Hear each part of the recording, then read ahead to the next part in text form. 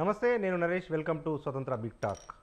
ఆంధ్రప్రదేశ్లో ఎన్నికలు సమీపిస్తున్న కొద్దీ రాజకీయాలు రంజుగా మారుతున్నాయి. రాష్ట్ర పొలిటికల్ ముఖ చిత్రంలో హఠాత్తుగా వచ్చిన మార్పు పామర్ల నుంచి పండితుల వరకు అందరినీ ఆలోచింపజేస్తున్నాయి. నిన్న మొన్నటి వరకు ఊసులో కూడా లేని కాంగ్రెస్ పార్టీ షర్మిల రాకతో ఒక్కసారిగా బలపడినట్లు కనిపిస్తోంది. పీసీసీ చీఫ్గా బాధ్యతలు చేపట్టిన నుంచి దూకుడుగా వ్యవహరిస్తున్న షర్మిల ఏకంగా సోదరుడు జగన్ మీదే విమర్శలు గుప్పిస్తున్నారు. అటు వైసీపీ నాయకులు కూడా షర్మిల వ్యాఖ్యలకు ప్రాధాన్యత ఇస్తూ పనిగట్టుకొని స్పందిస్తున్నారు. ఈ క్రమంలో ప్రధాన ప్రతిపక్షాలైన టీడీపీ, జనసేనను కూడా కాసేపు పక్కన పెడుతున్నారు. ఇంతకీ ఇదంతా నిజంగానే జరుగుతోందా, లేక తెర వెనుక ఏదైనా మతలబుందా? కాంగ్రెస్ పుంజుకుంటే టీడీపీ, జనసేనకు నష్టమేనా అనే అంశంపై ఇవాల్టి బిగ్ టాక్లో చర్చిద్దాం.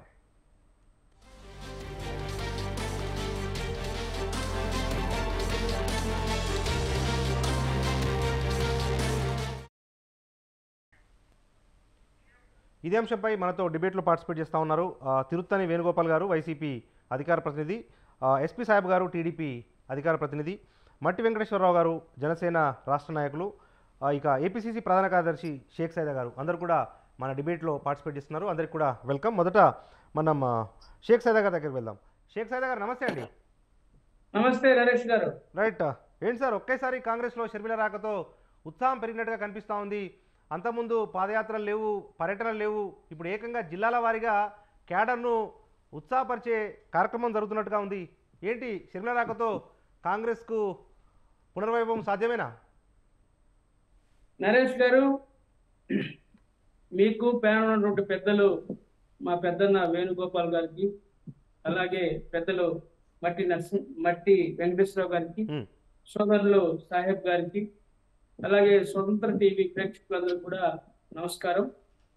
ఈరోజు షర్మిలమ్మ గారి రాకతో కాంగ్రెస్ పార్టీ బలోపేతం అవుతుందనేటువంటి విషయం ప్రజలే కాదు, అన్ని ఛానల్స్ కూడా, మీడియా మొత్తం కూడా కూడైపోయినటువంటి పరిస్థితి చూస్తారు. అయితే గిడుగు రుద్రరాజు గారు సంవత్సర కాలమైన ఆయన పిసిసి అధ్యక్షుడిగా చేపట్టి, ఆయన పదవి బాధ్యతలు చేపట్టిన తర్వాత కార్యవర్గాన్ని కూడా ఏర్పాటు చేసుకున్నారు. ఆయన స్థాయిలో ఆయన మరి కాంగ్రెస్ పార్టీని బలోపేతం చేయడం కోసం తీవ్రమైనటువంటి ప్రయత్నాలు చేస్తున్నటువంటి విషయాన్ని మీ దృష్టికి తీసుకొస్తా ఉంది. అనేకమైనటువంటి కార్యక్రమాలు, జింకానా గ్రౌండ్ లో విజయవాడలో ఒక పెద్ద సభ జరపటం, అలాగే మరి రాహుల్ గాంధీ గారిని కోర్టు ఇచ్చినటువంటి డెసిషన్ ప్రకారంగా పార్లమెంట్ సభ్యత్వం చేసినప్పుడు పెద్ద ఎత్తున రాష్ట్ర నలుమూల నుంచి వచ్చి మరి ఒక పెద్ద ఎత్తున ధర్నా కార్యక్రమం నిర్వహించడం, మరి రోజు రోజుకి కాంగ్రెస్ పార్టీ కొంతమంది మరి వైసీపీ నుంచి, టీడీపీ నుంచి మాజీ ఎమ్మెల్యేలని, మాజీ మరి శాసనమండలి సభ్యుల్ని పార్టీలో తెచ్చుకున్నటువంటి అంశం కూడా మీరు చూస్తా ఉన్నారు. రోజు రోజుకి పార్టీ గ్రాఫ్ పెరుగుతా ఉంది. అయితే మీరు చెప్పినట్లుగా షర్మిలమ్మ గారు రాకతో మరికొంత పుంజుకుంది స్పీడ్ గా. ఎందుకంటే ఎలక్షన్స్ వస్తా ఉన్నాయి, ఏప్రిల్ 16న ఎన్నికలు జరుగుతాయి అని చెప్పేటువంటి ఒక సంకేతం వినపడుతూ ఉంది. త్వరలోనే నోటిఫికేషన్ రాబోతుంది అని చెప్పి మరి వార్తలు వస్తున్నటువంటి నేపథ్యంలో షర్మిలమ్మ గారు తండ్రి గారి ఆశయ సాధన కోసం రాహుల్ గాంధీని ప్రధానమంత్రి చేయాలనేమైన లక్ష్యం అని చెప్పి ఆనాడు రాహుల్ గాంధీ గారి కోసం ఏ విధంగా మరి స్వర్గీయ దివంగత ముఖ్యమంత్రి రాజశేఖర రెడ్డి గారు చెప్పారో ఆ మాట కట్టుబడి ఈరోజు షర్మిలమ్మ గారు పిసిసి అధ్యక్షురాలు బాధ్యతలు తీసుకొని ఆమె మరి విస్తృతంగా జిల్లాలన్నీ కూడా పర్యటిస్తా ఉంది. 23వ తారీఖున ఉత్తరాంధ్ర జిల్లాల పర్యటనగా బయలుదేరి మరి 27వ తారీఖు ప్రకాశం జిల్లా ఒంగోలు రాబోతా ఉన్నారు. ఏ జిల్లాకి వెళ్ళినా ప్రజలు పెద్ద ఎత్తున స్పందిస్తా ఉన్నారు. ఎందుకంటే కాంగ్రెస్ పార్టీ శ్రేణుల్లో ఒక కొత్త నూతన ఉత్సాహం ఈరోజు కనిపిస్తా ఉంది. షర్మిలమ్మ గారు మాట్లాడే మాటలు కానివ్వండి, ఆమె రెండు పార్టీలని ఏ విధంగా కౌంటర్ చేస్తా ఉన్నారో ప్రజలు చూస్తా ఉన్నారు. వాస్తవాలు ఆమె మాట్లాడుతున్నటువంటి పరిస్థితి కూడా మనం ఇప్పుడు ఒకసారి చూడాల్సిన అవసరం ఉంది. ఆమె మాటలకి, ఆమె చెప్పేటువంటి విషయాలకి కౌంటర్ ఇచ్చే పరిస్థితిలో కూడా వైసీపీ కానివ్వండి, ఇతర పార్టీలు లేనటువంటి పరిస్థితి మనం చూస్తా ఉన్నాం. అయితే కొంతమంది ఆమె గురించి వ్యక్తిగతంగా ట్రోల్ చేస్తా ఉన్నారు. ఆమె షర్మిల శాస్త్రిని మాట్లాడుతూ ఉన్నారు. ఒక ఆడబిడ్డ ఈ రాష్ట్రానికి కాంగ్రెస్ పార్టీ మహిళా రాష్ట్ర అధ్యక్షురాలు ఓర్చలేక ఈ విధంగా దుర్మార్గంగా అధికార పార్టీ చెందినటువంటి సోషల్ మీడియా కానివ్వండి, నాయకులు కానీ మాట్లాడుతున్నారు. సజ్జల రామకృష్ణారెడ్డి గారు మొదలుకొని అలాగే మరి వైవి సుబ్బారెడ్డి గారు ముఖ్యమంత్రి గారు కూడా నిన్న మాట్లాడుతూ ఉన్నాడు. ఇంతకంటే దుర్మార్గం ఏముందంటే కాంగ్రెస్ పార్టీ చెత్తతో పోల్చాడు ఆ నాయకుడు. నిజంగా ఏదైనా ఆయనకి ఆత్మ విమర్శ చేసుకుంటే ఒకసారి జగన్మోహన్ రెడ్డి ఎవరు చెత్త అర్థమైంది. ఈయన చెత్త మీద పనిచేసిన చెత్త ముఖ్యమంత్రి ఈ దేశానికి స్వాతంత్రం తీసుకొచ్చినటువంటి కాంగ్రెస్ పార్టీని చెత్తతో పోల్చినటువంటి ఇంత దుర్మార్గం ఏమైనా ఉందా అంటే ప్రజలు గమనిస్తూ ఉన్నారు. నిన్న మీరు మాట్లాడారు నరేష్ గారు, ముఖ్యమంత్రి గారు స్వయంగా ఇండియా టుడేస్ ఎడ్యుకేషన్ సబ్మిట్ లో మాట్లాడారు. సమ్మిట్ లో మాట్లాడారు. ఏం మాట్లాడారు? ఆయన కథన రంగంలో దూకక ముందే ఆయన డకౌట్ అయిపోయిన పరిస్థితి మనం చూస్తా ఉన్నాం. ఎందుకంటే ఒక నిర్వేదంలోకి వెళ్ళిపోయాడు. నేను గెలిచే పరిస్థితి లేదు, నన్ను గెలిపించకపోతే ఇంట్లో కూర్చుంటాను హాయిగా అనే పరిస్థితికి వచ్చాడు. మొన్నటిదాకా వైనాట్ 175 మేము ఎవరిని పెట్టినా వస్తాం, సింహం సింగిల్ గానే వస్తుంది అని జబ్బలు తెచ్చుకున్నటువంటి వైసీపీ నాయకులు ఈ రోజు నోరు మూసుకొని సమాధానం చెప్పలేక ఈ రోజు ఏదేదో మాట్లాడుతూ ఉన్నారు. ఇది సమంజసం కాదు. ఎందుకంటే ఇది ప్రజాస్వామ్యం. ఈ రోజు షర్మిలమ్మ మా నాయకురాలుగా బాధ్యతలు తీసుకున్న తర్వాత రాష్ట్ర వ్యాప్తంగా విస్తృతంగా పర్యటిస్తా ఉన్నారు. ఈ పర్యటన అయిపోయిన తర్వాత బస్ యాత్ర చేయబోతా ఉన్నారు. ఈ సందర్భంగా నరేష్ గారు ఒక మాట చెప్పాలి. తెలంగాణలో చూసాం, ఆ రోజు కూడా కాంగ్రెస్ పార్టీకి లేదు లేదు అని చెప్పి మాట్లాడారు. బీజేపీ వర్సెస్ బిఆర్ఎస్ పార్టీ మధ్య పోటీ ఉంటుంది, కాంగ్రెస్ నామమాత్రంగా ఉండదు అని కూడా ఆ రోజు అనేక మంది అనేక పార్టీ నాయకులు పెద్దలు కూడా మాట్లాడారు. ఎవరికి ఏమైందండి? కాంగ్రెస్ పార్టీ అఖండ విజయం చేకూరింది.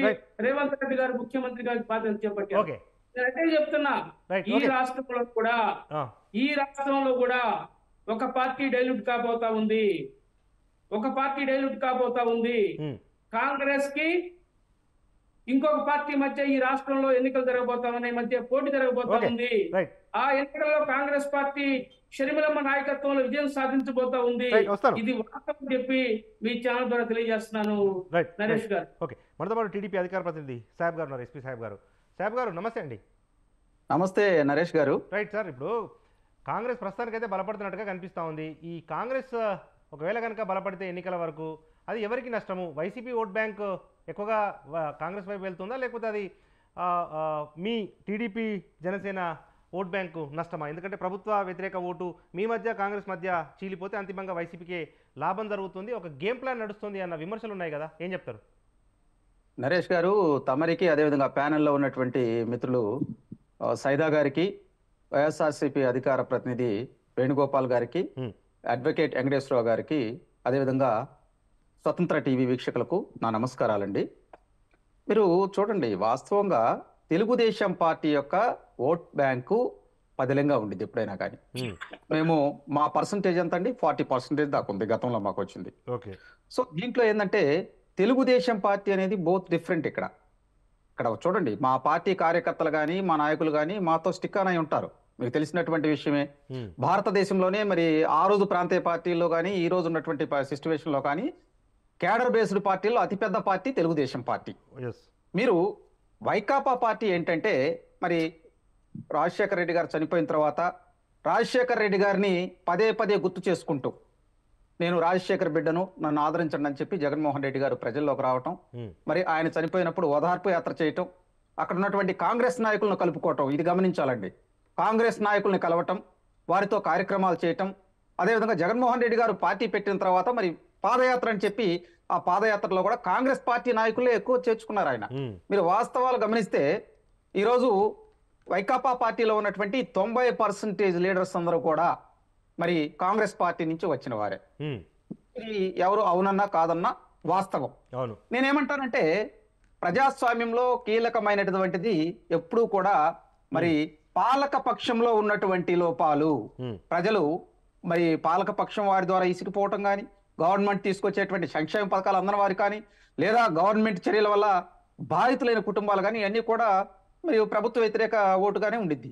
ఆ వ్యతిరేక ఓటు ఎవరికి వచ్చింది అనేది అది చాలా $1 మిలియన్ ప్రశ్న. ఎందుకంటే న్యూట్రల్స్, గవర్నమెంట్ వ్యతిరేకులు వీళ్ళందరూ కూడా వాళ్ళ ముందలే ఆలోచించుకొని స్టిక్ ఆన్ అయిపోతారు, మేము ఈ పార్టీకి వెళ్తే మాకు బ్రహ్మాండంగా ఉండిద్దని. ఇప్పుడు ప్రస్తుత పరిస్థితుల్లో మీరు చూస్తూ ఉంటే తెలుగుదేశం పార్టీ జనసేన పార్టీ కలవటం వల్ల మా ఓట్ బ్యాంక్ పెరిగింది. అది 52% ఉందని చెప్పి మేము అంటున్నాం. ఓకే. అంటే ఇది చాలా ఆహ్వానించదగ్గ విషయం అండి. ఎందుకంటే ఈ రెండు పార్టీలు కలిసిన తర్వాత మీరు దీనికి నేను ఏ విధంగా చెబుతున్నానంటే అథెంటికేషన్ గా మరి తెలుగుదేశం పిలుస్తుంది రా కదలిరా, ఉమ్, రా కదలిరా సభలు పెడుతున్నారు కదండి. ఉమ్, దాంట్లో చంద్రబాబు నాయుడు గారు మార్నింగ్ ఒక బహిరంగ సభకి, ఈవినింగ్ ఒక బహిరంగ సభకి వెళ్ళినప్పుడు జనం కిక్కిరిసి వస్తున్నారు. మీరు గుడివాడలో చూడొచ్చు, అదే విధంగా అరకు ప్రాంతంలో చూడొచ్చు. ఉమ్, ఈ పెట్టిన సభలన్నింటిలో కూడా మా అంచనాలకు మించి ప్రజలు రావటం, ఆ సభలు కూడా సూపర్ సక్సెస్ అవుతున్నాయి. ఉమ్, మరి ఇక్కడ కాంగ్రెస్ విషయానికి వస్తే కాంగ్రెస్ పార్టీని ఎందుకు ప్రజలు దూరం పెట్టారు అనేది అందరికీ తెలిసినటువంటి విషయమే. ఎందుకంటే అనాలోచిత నిర్ణయాల వల్ల ఆ రోజు రాష్ట్రం బైఫికేషన్ చేసేటప్పుడు ఒక చట్టాన్ని తీసుకురాకుండా పార్లమెంట్లో హడావుడి చేసేసి మరి ఆంధ్రప్రదేశ్కి తీవ్రమైనటువంటి నష్టం చేశారు. ఆ రోజు పెద్దలందరూ కూడా చెప్పారు, లేదండి మేము చెప్పే మాటలు కొన్ని పార్లమెంట్లో వినండి. వాళ్ళ సభ్యులే పార్లమెంట్లో మరి పెప్పర్ స్ప్రేలు కూడా ఉపయోగించినటువంటి సంగతులు అందరికీ తెలుసు. అవి ఇంకా జనం మర్చిపోలేదండి. ఎందుకంటే ఒక జాతీయ పార్టీ ఇంకో జాతీయ పార్టీ అధికారంలోకి వచ్చినప్పుడు పార్లమెంట్లో ఉండేటువంటి క్రియాశీలకమైనటువంటి చట్టాలు, ప్రజలకు ఆమోదయోగ్యమైన చట్టాలు, ప్రజలకు ఉపయోగపడే చట్టాలు ఈ రోజు కూడా అమలు ఎందుకు కాలేదండి? బైఫికేషన్ విషయంలో ఆంధ్రప్రదేశ్ తీవ్రంగా, ఏదైతే ఒక రైతు మరి తీవ్రమైనటువంటి తుఫానుకు తన పంటను నష్టపోతాడో ఆ విధంగా ఆంధ్ర రాష్ట్రంలో ప్రజలు నష్టపోయారండి. ఇది అవునన్నా కాదన్నా ఒప్పుకోవాల్సినటువంటి విషయమే. దీన్ని బట్టి ఏంటంటే ఇప్పుడున్న పరిస్థితుల్లో ముఖ్యమంత్రి గారు నిన్న already India today education summit లో కీలకమైనటువంటి మాటలు మాట్లాడారు. నేను చేయాల్సిందంతా చేశాను, ఇక అంతా పైన దేవుడు ఉన్నాడు, ఎదురు ప్రజలు ఉన్నారు, ప్రజల యొక్క అభిష్టం మేరకు ఏదైనా జరగవచ్చు అని చెప్పి ఆయన నైరాశ్యంలోకి వెళ్ళిపోయారు. వాస్తవంగా ముఖ్యమంత్రి గారు మాట్లాడే మాటల్లో ఒక విధంగా నేను అధికారం కోల్పోతున్నాను అనేటువంటి అంశం బయటకు వచ్చిందండి. దీంతో పదే పదే చూడండి, గతంలో కూడా మరి సర్వేలు చేపించినప్పుడు కూడా టైమ్స్ వాళ్ళకి దాదాపు 25 కోట్లు పే చేశారు. అదేవిధంగా నిన్న ఇండియా టుడే దానికి కూడా 3.5 crores ప్రజాధనంతో పెట్టారు. అక్కడ ఎడ్యుకేషన్ సమ్మిట్ అని పెట్టారు. మొత్తం రాజకీయం మాట్లాడారు గౌరవ ముఖ్యమంత్రి గారు. నా భవిష్యత్తు ఇలా ఉండిద్ది. అదేవిధంగా మరి చంద్రబాబు నాయుడు గారిని నేను అక్రమంగా అరెస్ట్ చేయలేదని చెప్పి ఏసీ బోర్డు చేసినటువంటిది ఉండయి అని చెప్పుకొచ్చారు. అక్రమంగా అరెస్ట్ చేసి ఇవన్నీ కాకపోతే ఒక కేసు నడిచేటప్పుడు మరి ఏసీబీ కోర్టులో మళ్ళీ ఇంకో కేసు వేసేసి మళ్ళీ అది అక్కడ హైకోర్టులో నడవటం, అక్కడి నుంచి సుప్రీంకోర్టుకి వెళ్తాం, ఈ విధంగా 5-6 కేసులు వేసేశారు కదా. ఒక పక్క లోకేష్ గారిని అరెస్ట్ చేయటం, ఒక పక్క మా తెలుగుదేశం పార్టీ శ్రేణులను అరెస్ట్ చేయటం, ఇవన్నీ జరిగినాయి. అంటే ఇవన్నీ రాజకీయ కక్షల నేపథ్యంలో ఏదో ఒక విధంగా తెలుగుదేశం పార్టీ కట్టడి చేయాలని చెప్పి మొట్టమొదటి నుంచి వాళ్ళు వ్యూహాత్మకంగా వెళ్ళారు. మేమేమంటామంటే ఇప్పుడున్న పరిస్థితుల్లో ఖచ్చితంగా తెలుగుదేశం పార్టీ, జనసేన పార్టీ అధికారంలో రాబోతుందండి. Okay, right right right. నేను వస్తాను, తిరిగి మీ దగ్గరకు వస్తాను. సార్, మనతో పాటుగా వైసీపీ అధికార ప్రతినిధి తిరుత్తని వేణుగోపాల్ గారు ఉన్నారు. సార్ వేణుగోపాల్ గారు, షర్మిల రాక కొంత ఆంధ్రప్రదేశ్ రాజకీయాల్లో రాజకీయ అలజడికి కారణంగా కనిపిస్తూ ఉంది. ఒకవైపు షర్మిల, మరొక వైపు వైసీపీ నేతలు పరస్పరం విమర్శలు కూడా చేసుకుంటున్న పరిస్థితుల్లో వచ్చే ఎన్నికల్లో షర్మిల ప్రభావం ఎంత మేర ఉండనుందని మీరు అంచనా వేస్తా ఉన్నారు? నరేష్ గారు, మీకు అదేవిధంగా తెలుగుదేశం పార్టీ నాయకులు సాహెబ్ గారికి, జనసేన నాయకులు వెంకటేశ్వరరావు గారికి, కాంగ్రెస్ నాయకులు సయీద్ గారికి, స్వతంత్ర టీవీ ప్రేక్షకులకి అందరికీ నా నమస్కారం. కాంగ్రెస్ పార్టీ షర్మిల ఏదో మార్చిలో ఉన్న కాంగ్రెస్ పార్టీని షర్మిల గారు వచ్చి ఆక్సిజన్ పెడితే ఏదో కాంగ్రెస్ బతికి ఈ రోజు బట్ట కడతాదని చెప్పేసి ఇది ఏదో దింపుడు గల ఆశ అంటారు. ఆ విధంగా వీళ్ళ ఆశకి హ్యాట్స్ ఆఫ్ చెప్పాలి. ఈరోజు 29 రాష్ట్రాల్లో గాను 3 రాష్ట్రాలు కాంగ్రెస్ పార్టీ ఉందంటే ఈరోజు వీళ్ళ వైఫల్యం ఏమనేది అర్థమవుతుంది.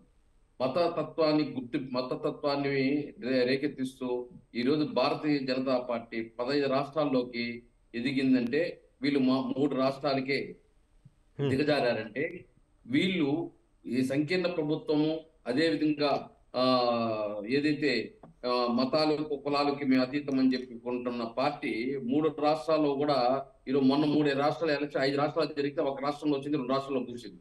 అంటే వీళ్ళు తీసుకుంటున్న తప్పుడు నిర్ణయాల వల్ల ఈ రోజు రాష్ట్రంలో గాని దేశంలో గాని కాంగ్రెస్ పార్టీ మార్చిలోకి వెళ్ళడం జరిగింది. ఏపీలో 2019లో 1.2% ఓట్లు వచ్చిందంటే 100 కన్నా తక్కువ వచ్చిందంటే దీన్ని బట్టి కాంగ్రెస్ పార్టీ ఉనికి ఏముంది, షర్మిల గారి ఈ బుధాన్ని వేసుకొని తిరిగినా కూడా ఏం బతికిస్తుందో అదే కాంగ్రెస్ పార్టీ నాయకులు చెప్పాలి. ఈ రోజు రాష్ట్ర విభజన అంశంలో గాని, అదేవిధంగా రాష్ట్రానికి ఏదైతే మన మేధావులు కానీ మన ఏదైతే రాజకీయ విశ్లేషకులను కానీ వీళ్ళందరినీ కూర్చోబెట్టి ఈ విధంగా విభజిస్తున్నాము, మీకు జరిగే నష్టము మేము ఏ విధంగా మీకు నష్టం కలుగుతుందో దాన్ని చెప్తే మేము దాన్ని తీరుస్తాము, లేదు విభజన చేయాలా లేదా అని మనల్ని అడక్కనే తెలంగాణ వాళ్ళకి అనుగుణంగా విభజన చేస్తే తెలంగాణలో 10 సంవత్సరాలు ఆ పార్టీకి దిక్కు లేకుండా పోతుంది. అలాంటి పార్టీ ఈ రోజు ఆంధ్రప్రదేశ్ లో ఏదో జగన్మోహన్ రెడ్డి గారితో పోటీ పడుతుంది, జగన్మోహన్ రెడ్డి గారికి ఏదో అధికారం రాకుండా చేయబోతుంది అని చెప్పి చెప్పడం. వీళ్ళు తప్పుల పైన తప్పులు చేస్తున్నారు కాంగ్రెస్ పార్టీ వాళ్ళు. తెలంగాణలో పార్టీ పెట్టి ఆంధ్రప్రదేశ్ తెలంగాణ ప్రజల హక్కుల కోసం ఆంధ్రప్రదేశ్ తో కొట్లాడతానన్న షర్మిలా గారిని అదే విధంగా ఏదైతే తెలంగాణలో ఆమె పార్టీ వైఎస్ఆర్టీపీ విలీనం చేస్తే ఆమెకి ప్రమోషన్ గా ఆంధ్రప్రదేశ్ లో పిసిసి అధ్యక్షుడు ఇవ్వడం, ఇవన్నీ తప్పుడు నిర్ణయాలు. ఆడ కాంగ్రెస్ లో స్పేస్ లేదు, ఆడ తరిమేస్తే ఆంధ్రప్రదేశ్ లో వచ్చి ఇక్కడ మళ్ళీ రాజకీయాలంట. అక్కడ ఏదైతే కాంగ్రెస్ ని విమర్శించింది, అన్ని రాజకీయ పార్టీలు విమర్శించింది, మళ్ళీ అదే ఎన్నికలు ఉన్నప్పుడు కాంగ్రెస్ పార్టీలో విలీనం చేసేసి వచ్చి ఇక్కడ రాజకీయాలు చేయాలని చెప్పేసి ఒక కాంగ్రెస్ పార్టీ కుట్రపూరితంగా షర్మిలా గారిని అడ్డం పెట్టుకుని ముందుకు పోతా ఉంది. అదే విధంగా గతంలో కూడా చూసాం, ఏదైతే అన్నా మీరు ఏలెత్తి చూపించినా కాలెత్తి చూపించినా వాస్తవాలు మాట్లాడేటప్పుడు మీరు ఓపుగా వినాలి, మీకు అవకాశం వచ్చినప్పుడు మీరు నోరు తెరవాలి. అర్థమైందా? ఈరోజు ఏదైతే కాంగ్రెస్ పార్టీ వివేకానంద రెడ్డి గారికి 2012లో మంత్రి పదవి ఇచ్చి విజయం పైన పోటీ పెట్టింది. ఏమైంది? ఒక మంత్రిగా ఉండి పవర్ లో ఉండి 30,000 ఓట్లతో ఓడిపోవడం జరిగింది ఆ రోజే. ఈ రోజు కాంగ్రెస్ పార్టీ అసలు ఉనికే లేదు. ఈ రోజు షర్మిలా గారు ఆర్టీసీ బస్సు ఎక్కి తిరిగినా, లేకపోతే జగన్ రెడ్డి 10 సార్లు బెదిరించినా ఆయన ఏదో చెల్లికి బంధానికి కట్టుబడి ఉన్నాడు కాబట్టి తిప్పి సమాధానం చెప్పలేదు. ఇప్పటికే సోషల్ మీడియాలో కానీ మా కార్యకర్తలు ఓన్ ఆందోళన చేస్తున్నారు. ఆయన ఒక పిలుపు ఇచ్చే చాలు 1.2% ఏదైతే వీళ్ళ ఒక కాంగ్రెస్ పార్టీని రాజకీయపరమైన విమర్శలు హుందాగా ఉండాలి కానీ ఆమె వ్యక్తిగతంగా దూషించే విధంగా అదే ఏంటి అట్లా జరగకూడదు కదా, ప్రభుత్వం కట్టడి చేయాలి కదా. వైసీపీ వాళ్ళు అహంకారంతో మాట్లాడుతున్నారండి. ఇప్పుడు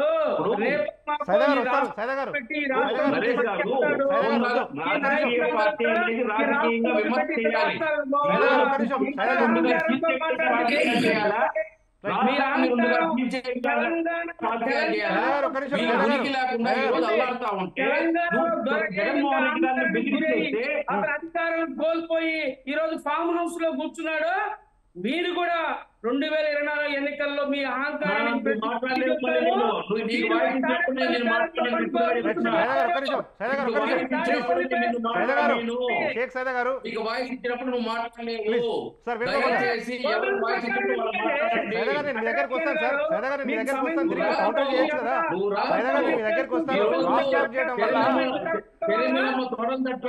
మీసాలు తిప్పిన ఇక్కడ జగన్ కి వైఎస్ఆర్ పార్టీకి ఏమి నష్టం జరిగిపోదు.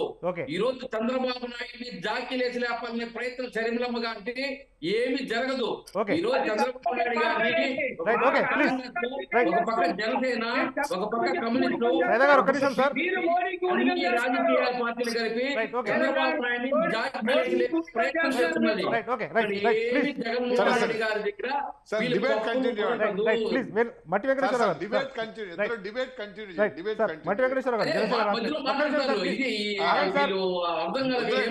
వేణుగోపాల్ గారు ఒక్క నిమిషం సార్, సైదా గారు ఒక్క నిమిషం ఆగండి. మనతో పాటుగా మట్టి వెంకటేశ్వరరావు గారు జనసేన రాష్ట్ర నాయకులు. సార్ వెంకటేశ్వరరావు గారు, ప్రధానంగా అంటే షర్మిల గారు చేసే ఆరోపణలు కానీ కాంగ్రెస్ నాయకులు చేసే ఆరోపణలు ఏంటంటే ఏపీలో ఉన్న 3 పార్టీలు జనసేన కానీ చంద్రబాబు గారు కానీ బీజేపీ కానీ రాష్ట్ర ప్రయోజనాలను కాపాడట్లేదు కాబట్టి కాంగ్రెస్ను ఆల్టర్నేటివ్గా ఎంచుకోవాలి అన్నట్టుగా షర్మిల గారు ప్రచారం చేస్తూ ఉన్నారు. ఏం చెప్తారు సార్ దానికి? నమస్కారం అండి నరేష్ గారు, మీకు మా మిత్రులు వేణుగోపాల్ గారికి, సైదా గారికి, అదేవిధంగా ఎస్పీ సాహెబ్ గారికి నమస్కారం. శుభ సాయంకాలం. మన స్వతంత్ర వీక్షకులకు కూడా నమస్కారం, శుభ సాయంత్రం. ఇప్పుడు మనం debate with in the framework ఏంటంటే వైఎస్ఆర్సిపికి కాంగ్రెస్ పార్టీకి షర్మిల నాయకత్వం వహించడం వలన ప్రభుత్వ వ్యతిరేక ఓటు చీలుతుందా లేకపోతే వైఎస్ఆర్ పార్టీకి నష్టమా అనే దాని మీద డిబేట్ మనం మాట్లాడుకుందాం. ఇతర అంశాలకి వెళ్ళి ఒకళ్ళ మీద ఒకళ్ళు మాట్లాడుకున్నందున ఉపయోగం లేదు. అయితే ఖచ్చితంగా కూడా ఏంటంటే ఉన్నటువంటి పరిస్థితులు మనం చూసినట్టయితే ఖచ్చితంగా ఏదో కాంగ్రెస్ పార్టీ 2024లోనే అధికారానికి వస్తుందనేటువంటి ఆశ, ఆలోచన కాంగ్రెస్ పార్టీ వారికి లేదు. రాహుల్ గాంధీ గారి నాయకత్వంలో ఉన్నటువంటి కాంగ్రెస్ పార్టీ చాలా స్పష్టమైనటువంటి విధి విధానాలతో వైఎస్ రాజశేఖర రెడ్డి, వైఎస్ షర్మిలమ్మ గారిని పిసిసి ప్రెసిడెంట్ గా చేశారు. వాస్తవంగా ఏంటంటే 1.25 ఎంత పర్సెంటేజ్ వచ్చినటువంటి ఓట్ బ్యాంక్ 2009లో వచ్చినటువంటి ఓట్ బ్యాంకులు అంటే అంపశయ్య మీద ఉన్నటువంటి కాంగ్రెస్ పార్టీ. అలాంటి అంపశయ్య మీద ఉన్నటువంటి కాంగ్రెస్ పార్టీని ఈ రాష్ట్రంలో మళ్ళా అధికారం తీసుకొచ్చేటువంటి దిశగా తీసుకురావాలంటే మాత్రం ఖచ్చితంగా షర్మిల గారికే సాధ్యం అవుతుంది అనేటువంటి ఒక ప్రగాఢ నమ్మకంతో ఆవిడని పిసిసి ప్రెసిడెంట్ గా చేయటం. దీంట్లో నిబిడీకృతంగా ఉన్నటువంటి ఏంటంటే ఏదో ఆంధ్ర రాష్ట్రాన్ని కాంగ్రెస్ పార్టీ ఏదో దురదృష్టంగా విమర్శించింది, అడ్డగోలుగా విమర్శించింది, లేదా ఏదో ఇత్యాది కారణాలతో పాటు కాంగ్రెస్ పార్టీ ఈ రోజున అంపశయ్య మీద రావటానికి కారణం కూడా 2 కారణాలు ఉన్నాయి. ఒకటి ఏంటంటే వైఎస్ రాజశేఖర రెడ్డి గారు కాంగ్రెస్ పార్టీ కన్నా తన సొంత ఇమేజ్ని ఏది రకరకాలటువంటి కార్యక్రమాలతో తన సొంత ఇమేజ్ని పెంచుకుంటాం, ఆయన అర్ధంతరంగా చనిపోవటం, ఆ సందర్భంలోనే ఆయన కుమారుడికి ఆయన కుమారుడు వైఎస్ జగన్మోహన్ రెడ్డి గారికి కాంగ్రెస్ పార్టీ అధినాయకత్వానికి డిఫరెన్సెస్ రావటం, ఆ తర్వాత వైఎస్ రాజశేఖర రెడ్డి గారి మరణానికి కాంగ్రెస్ పార్టీ అనో సోనియా గాంధీ కారణం ఇత్యాది కొన్ని ఫెయిలర్స్ అనేది సక్సెస్ఫుల్ గా సాక్షి మీడియా, సాక్షి ఛానల్, సాక్షి పేపర్ ద్వారా ప్రజల్లోకి తీసుకెళ్ళటం, భావోద్రేకాలు రెచ్చగొట్టడం, అలాగే కాంగ్రెస్ నాయకత్వం కూడా సరైనటువంటి పద్ధతిగా ఆంధ్రప్రదేశ్ రాష్ట్రంలో జగన్మోహన్ రెడ్డి గారికి విరుగుడుగా సరైనటువంటి ఫెయిలర్లు వేయటం కానీ సరైనటువంటి ప్రక్రియ కానీ చేయకపోవటం మనం చూస్తే మొత్తం ఆంధ్ర రాష్ట్రంలో ఉన్నటువంటి ఏదైతే కాంగ్రెస్ పార్టీ ఓట్ బ్యాంక్, ఒక స్థిరమైనటువంటి ఓట్ బ్యాంక్ ఉన్నటువంటి పార్టీ కాంగ్రెస్ పార్టీ, ఆ స్థిరమైనటువంటి ఓట్ బ్యాంక్ ని సక్సెస్ఫుల్ గా జగన్మోహన్ రెడ్డి గారు కొన్ని కారణాల ద్వారా ఓన్ చేసుకున్నారు. దాని ద్వారా కాంగ్రెస్ పార్టీ ఇవాళ అంపశయ్య మీదకి వచ్చింది తప్పితే ఏదో రాష్ట్ర విభజనకి కాంగ్రెస్ పార్టీ ఒక్కటే కారణం అన్నట్టుగా మాట్లాడితే తిలాపాపం తలా పిడికినట్టు అందరికీ భాగస్వామ్యం ఉంది రాష్ట్ర విభజనలో. అదే విధంగా గౌరవ చిరంజీవి గారు కానీ, గౌరవ పురేంద్రేశ్వర గారు కానీ కేంద్ర మంత్రులుగా రాష్ట్ర విభజన తథ్యం అవుతుంది, ఉమ్మడి రాజధానిగా హైదరాబాద్ ను మనం కోరదాం, కొన్ని ప్యాకేజీలు తీసుకున్నాను, జేడీ శీలం గారు వీళ్ళందరితో కూడా పనిచేశాను, జేడీ శీలం గారితో కానీ చిరంజీవి గారితో కానీ కలిసి పనిచేశాను. పనిచేసినప్పుడు ఏంటంటే వీళ్ళు చాలా స్పష్టంగా రాష్ట్ర విభజన మనం ఇక ఆపలేము కాబట్టి ఆంధ్ర రాష్ట్ర ప్రయోజనాలను మనం కొంచెం కాపాడుకుందాం అంటే ఒక వికృతమైనటువంటి క్రీడతో ఆంధ్రప్రదేశ్ రాష్ట్రంలో ఆ ప్రయత్నం నెరవేరలేదు, అది అయిపోయింది అనుకోండి. సరే, ఇప్పుడు ఏతావాత మన ఫ్రేమ్వర్క్ లో ఉన్న సబ్జెక్ట్ ఏంటంటే ఈ ప్రభుత్వ వ్యతిరేక ఓటు ఏదైతే ఉందో దాన్ని చీలనివ్వనని 2022 మార్చిలో జరిగినటువంటి ఇప్పటిలో జరిగినటువంటి ఆవిర్భావ సభలో జనసేన అధిపతి నాయకుడు పవన్ కళ్యాణ్ గారు చెప్పారో ఆ విధంగా జరగట్లేదు. మూడో కూటమి, ఇండియా కూటమి తరఫున లేదా కాంగ్రెస్ పార్టీ సెపరేట్ గా రావటం వల్ల ప్రభుత్వ వ్యతిరేక ఓట్లో చీలికి వస్తుంది అన్నటువంటి అభిప్రాయంతో ఈ రోజున మీరు డిబేట్ పెట్టారు. అవును, కానీ వాస్తవంగా అది కరెక్ట్ కాదని నా యొక్క ప్రగాఢ నమ్మకం. ఎందుచేతనంటే ఇప్పుడే చెప్పానండి, ఏదైతే కాంగ్రెస్ పార్టీకి ఒక స్థిరమైనటువంటి ఓట్ బ్యాంక్ ఉందో ఆ స్థిరమైనటువంటి ఓట్ బ్యాంక్ ని ప్రత్యేకమైనటువంటి పరిస్థితుల దృష్ట్యా భావోద్రేకాన్ని రెచ్చగొట్టి కానీ లేదు లేని పరిస్థితులు ఉన్నట్టుగా చూపించి కానీ మీడియా ద్వారా జగన్మోహన్ రెడ్డి గారు ఓన్ చేసుకున్నాం, తద్వారా కాంగ్రెస్ పార్టీ అంపశయ్య మీదకి వెళ్ళటం అనేది జరిగింది. ఎక్కడైతే పోయిందో అక్కడే వెతుక్కోవాలనేటువంటి ఆలోచనతో ఏదైతే రాజశేఖర రెడ్డి గారి యొక్క మరణంతో రాజశేఖర రెడ్డి గారి కుమారుడు వేరే పార్టీ పెట్టడంతో కాంగ్రెస్ పార్టీ ఈ దుస్థితికి వచ్చింది కాబట్టి అదే రాజశేఖర రెడ్డి గారి కుటుంబంలో ఉన్నటువంటి వైఎస్ రెడ్డి గారికి నాయకత్వాన్ని అప్పజెప్పి మరల కాంగ్రెస్ పార్టీని ఎంతో కొంత బతికించాలి అని 2024లో కాంగ్రెస్ పార్టీ యొక్క టార్గెట్ గెలవటం కాదు, ఓన్లీ 10 to 15% ఓట్లు చీల్చి ఈ రాష్ట్రంలో కాంగ్రెస్ పార్టీ అధికారంలో రావాలన్నా బట్టగట్టాలన్నా మొట్టమొదటి నుంచి చెప్పేటువంటి వాదన ఏంటంటే వైఎస్ఆర్ పార్టీ అనేది 0 అయితేనే కాంగ్రెస్ పార్టీకి లైఫ్ ఉంటుంది. అవును, ఆ యొక్క సత్యాన్ని గ్రహించే కాంగ్రెస్ అగ్రనాయకత్వం ఒక దిశ నిర్దేశం చేసి ఈ రోజున షర్మిలమ్మ గారిని పంపించారు. కాబట్టి ఏంటంటే ఏదైతే కాంగ్రెస్ పార్టీ నుంచి వెళ్ళిపోయినటువంటి ఓట్ బ్యాంక్ ని మళ్ళీ కాంగ్రెస్ పార్టీ వైపు రప్పించాలనేటువంటి ప్రయత్నం ఏదైతే ఉందో ఆ ప్రయత్నం వలన అధికార పార్టీకి పడేటువంటి ఓట్లు చేలుతాయి కానీ ప్రతిపక్ష పార్టీకి వచ్చేటువంటి మా నాయకుడు పవన్ కళ్యాణ్ గారు, అదేవిధంగా చంద్రబాబు గారు ఆశించేటువంటి ప్రభుత్వ వ్యతిరేక ఓటుని చేలదు. రెండో ఇంకొక విషయం, రెండో విషయం మనం చూసినట్లయితే ఈ రోజున గౌరవ ముఖ్యమంత్రి గారు, గౌరవ పెద్దలు వైఎస్ సుబ్బారెడ్డి గారు, పెద్దలు సజ్జల రామకృష్ణారెడ్డి గారి యొక్క మాటలు, వారి యొక్క విమర్శలలో చూస్తుంటే ఖచ్చితంగా కూడా షర్మిల గారి వల్ల మనం డ్యామేజ్ అవుతున్నాము అనే మాట చాలా వారి డొల్లతనం బయటపడటమే కాకుండా ఇవాళ షర్మిల గారి యొక్క చేసేటువంటి విమర్శ, నిన్న ఉరవకొండలో జగన్మోహన్ రెడ్డి గారు కాంగ్రెస్ పార్టీ నా కుటుంబం రాష్ట్రానికి తెచ్చింది ఇవన్నీ చెప్పుకొచ్చారు. తద్విరుద్ధంగా రాత్రి వైజాగ్ లో షర్మిలారెడ్డి గారు ఏమని చెప్పారు, మా కుటుంబాన్ని చేరటానికి జగనన్న కారణం, జగనన్న కారణం, జగనే కాదు జగనన్న కారణం, జగన్ రెడ్డి అంటే షర్మిలా శాస్త్రి అన్నారు కాబట్టి ఆవిడ కొత్తగా ఏమని మార్చింది, జగనన్న కారణం. దీనికి సాక్ష్యం ఇది భగవంతుడికి తెలుసు, సాక్ష్యం నా కుటుంబం, సాక్ష్యం వైఎస్ రాజశేఖర రెడ్డి గారి భార్య నా తల్లి విజయమ్మ గారు, సాక్ష్యం ఆవిడ నిర్విధంగా ప్రకటించింది. దీనివల్ల ఒక్క నిమిషం అండి, దీనివల్ల ఇదే కోర్ పాయింట్, అసలు ఇదే. దీనివల్ల ఏమవుతుందంటే ఈ విమర్శని జగన్మోహన్ రెడ్డి గారు కానీ వైఎస్ఆర్ పార్టీ గారు ఖండించలేరు. రెండేంటంటే ఇది భావోద్రేకానికి సంబంధించినట్టు ఆంధ్రప్రదేశ్ రాష్ట్ర రాజకీయాలన్నీ మనం గమనించినట్టయితే, లేదు తెలుగు రాష్ట్రాల రాజకీయాలు మనం గమనించినట్టయితే అభివృద్ధి సంక్షేమంతో పాటు భావోద్వేగాలు కూడా ఒక ప్రముఖమైనటువంటి పాత్ర, ఎన్నికల్లో ప్రముఖ పాత్ర వహించడం ఏదైతే మనం చూసామో అదే విధంగా ఇవాళ భావోద్వేగాన్ని రెచ్చగొట్టేటువంటి పరిస్థితుల్లో ఖచ్చితంగా వైఎస్ఆర్ పార్టీకి ఇది డ్యామేజ్ అవుతుంది.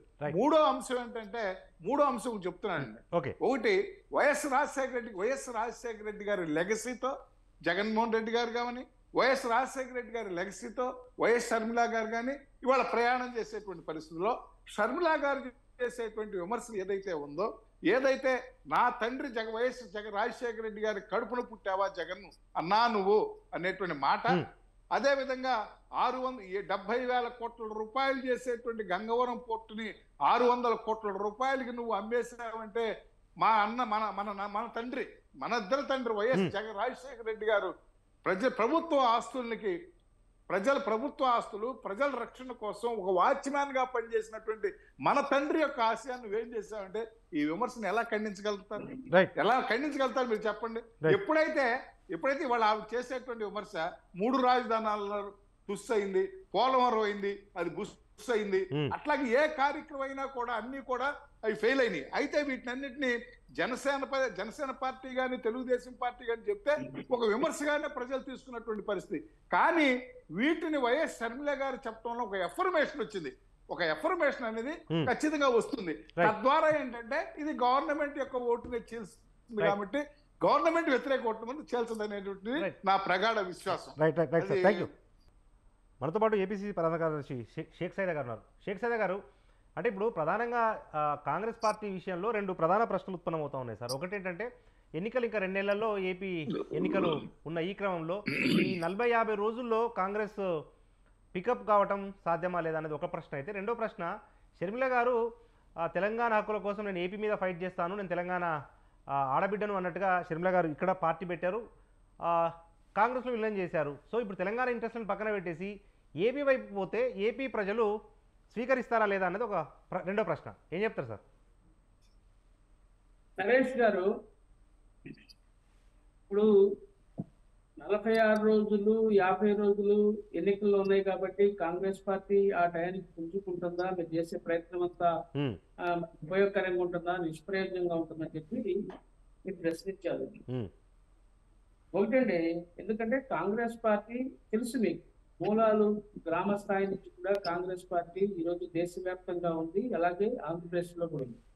ఇందాక అన్న వెంకటేశ్వరరావు గారు చెప్పినట్లుగా మా ఓట్ బ్యాంక్ అంతా కూడా వైసీపీ దగ్గర. అయితే ఈ 90% ఉన్నటువంటి మా ఓట్ బ్యాంక్ అంతా కూడా జగన్మోహన్ రెడ్డి గారి దగ్గర ఉంది కాబట్టి, వైసీపీ పార్టీలో ఉంది కాబట్టి అక్కడి నుంచి మా యొక్క ఓట్ బ్యాంక్ ని మేము మా వైపు తెచ్చుకోవాల్సిన అవసరం, ఎక్కడైతే మేము పోగొట్టుకున్నామో అక్కడే ఎత్తుకోవాల్సినటువంటి పరిస్థితి మరి ప్రకృతి సిద్ధంగా ఉన్నటువంటి విషయం మీకు తెలుసు. కాబట్టి ఏది ఏమైనా సరే మేము ఎన్నికలకు సన్నద్ధం అవుతున్నాం. నిన్ననే 24వ తారీఖున మా నాయకులు మాణిక్యం ఠాగూర్ గారు, ఏఐసిసి కార్యదర్శి గారు మరి నిన్న ఆంధ్రరత్న భవన్కి వచ్చి ఎవరైతే రేపు రానున్న ఎన్నికల్లో ఎమ్మెల్యేలుగా, ఎంపీ అభ్యర్థులుగా పోటీ చేస్తున్నారో వాళ్ళందరికీ కూడా అప్లికేషన్స్ ఫామ్స్ ఇవ్వడం జరిగింది. పెద్ద ఎత్తున రాష్ట్ర నలుమూలల నుంచి మరి పెద్ద ఎత్తున తరలి వచ్చి అందరూ కూడా దరఖాస్తు చేసుకోవడం జరిగింది ఎమ్మెల్యేలుగా, ఎంపీలుగా పోటీ చేయడానికి కోసంగా. ఎందుకంటే ఒక్కొక్క నియోజకవర్గం నుంచి 5 నుంచి 10 మంది దాకా మరి అభ్యర్థులు ఈరోజు మరి పార్టీకి దరఖాస్తు చేసుకున్న పరిస్థితి చాలా స్పష్టంగా కనిపిస్తా ఉంది. ఎందుకంటే ఒకటే విషయం మీరు గమనించండి, షర్మిలమ్మ గారి రాకతో కాంగ్రెస్ పార్టీకి పునర్భావ వైభవం దిశగా ఈ రోజు జరుగుతుందన్నది వాస్తవం. అది అందుకనే ఈ రోజు ఈ రాష్ట్రంలో ఉన్నటువంటి ప్రాంతీయ పార్టీలు 3 కూడా మరి వాళ్ళు ఏ విధంగా మాట్లాడుతున్నారో మనం అర్థం చేసుకుంటున్నాం. వాళ్ళకి అభద్రతా భావానికి గురై మాట్లాడుతున్నారు. ప్రధానంగా మరి జగన్మోహన్ రెడ్డి గారి పార్టీ వైసీపీ ఈరోజు మాట్లాడుతూ ఉంది. వైసీపీ వాళ్ళకి ఒకటే విజ్ఞప్తి చేస్తున్నా, వైఎస్ఆర్ సిపి. వైఎస్ఆర్ అంటే దివంగత మాజీ ముఖ్యమంత్రి మా ప్రియతమ నాయకుడు రాజశేఖర రెడ్డి గారు, సిపి అంటే కాంగ్రెస్ పార్టీ. ఈ 2 పదాలను తీసేసి వాళ్ళు ఎన్నికలకు పొమ్మనండి. నేను ఒకటే చెప్తా ఉన్నాను కాంగ్రెస్ వైసీపీ నాయకులకి, మీకు దమ్ము ధైర్యం ఉంటే, మీరు నిజాయితీగా ఉంటే, మీరు ఈ రాష్ట్రానికి ఒరగబెట్టామని చెప్పుకుంటా ఉంటే, ఈ రాష్ట్రంలో ఉన్నటువంటి ప్రజలకి 2.62 కోట్ల రూపాయలు మేము ఖర్చు పెట్టాం అని చెప్పి మాట్లాడుతూ ఉన్నారు. 200 కోట్లు ఖర్చు పెట్టామని చెప్పి మీకు గినక ప్రజలు మీ మీద అభిమానం ఉంటే మీరు ఈ 2 పదాలను తీసేసి వైఎస్ఆర్ సిపి ఈ 2 పదాలను తీసేసి మీరు ఎన్నికలకు పోండి, మీ జాతకం ఏందో అర్థమైపోద్దని చెప్పి నేను తెలియజేస్తాను. పోతే ఇంకొకటి, షర్మిలమ్మ గారు తెలంగాణ నుంచి వచ్చారు, మరి ఇక్కడ రాణిస్తారా, ఆమెకి మళ్ళీ ఏదైనా ఇబ్బందికరమైన పరిస్థితి వస్తుందని చెప్పి మీరు మాట్లాడారు. అయితే ఇక్కడ ఒకటి మీరు గమనించండి, షర్మిలమ్మ గారు 20వ తారీఖున ఆమె ఈ రాష్ట్రానికి వచ్చి వాళ్ళ తండ్రి గారు మా ప్రియతమ నాయకుడు వైఎస్ రాజశేఖర రెడ్డి గారి ఘాటుకి వెళ్ళి నివాళులర్పించినటువంటి సందర్భంలో ఆమె కడప ఎయిర్పోర్ట్కి వస్తే, కడప ఎయిర్పోర్ట్ నుంచి మొదలుకొని ఈ యొక్క ఘాట్ వరకు ఏ విధంగా ప్రజలు బ్రహ్మరథం పెట్టారో, వేలాది వాహనాలతో తరలి వచ్చి ఆమెకు స్వాగతం చెప్పారో మీరు చూశారు. అక్కడి నుంచి కడప ఎయిర్పోర్ట్ నుంచి మళ్ళా మన విజయవాడ ఎయిర్పోర్ట్కి వచ్చినటువంటి సందర్భంలో, విజయవాడ పార్టీ కార్యక్రమానికి వచ్చినటువంటి సందర్భంలో మరి ఏ విధంగా ప్రజలు ఆమెను అనుసరించారో, స్వాగతం చెప్పారో, మరి ఏ విధంగా ఘనంగా ఆమెకి స్వాగతం చెప్పారో మీరు చూశారు. ఆ సందర్భంలో విజయవాడ నగరంలో ఆమె యొక్క కాన్వాయ్ని అడ్డుకున్నటువంటి పోలీసులు కూడా చూసాం. ఈ రాష్ట్ర ప్రభుత్వం ఏ విధంగా ద్వంద్వ నీతి అవలంబించిందో చూసాం. వాస్తవాలు మాట్లాడండి. ఆ సైడ్ అడ్డుకునేది చంద్రబాబు నాయుడు అడ్డుకోవాలి, 40% ఉండే 1% ఉండే షర్మిల అనేది అడ్డుకోవడం.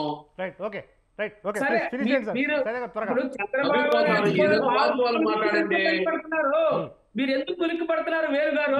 ఉలిక్కి పట్టంలా మీరు మీరు చెప్తా ఉంటే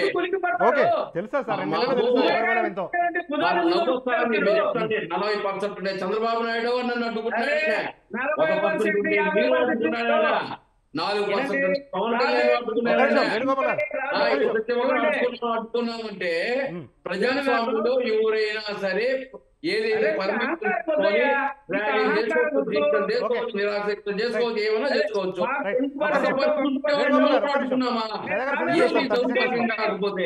ఇంకెందుకు మీరు అంత ఇది భయపడుతున్నారు? మీరు మమ్మల్ని చూస్తే భయపడలేదు సార్, మీరు వేసే జోకులు మేము వెళ్ళకపోతున్నాం.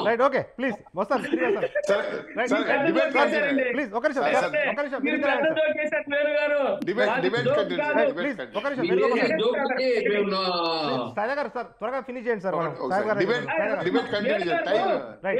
వేణు గారు ఈ డిబేట్ లో పెద్ద జోక్ వేశారు. Thank you. భయపెట్టాము అంటే మాకు ఇంకా నువ్వు వస్తుంది.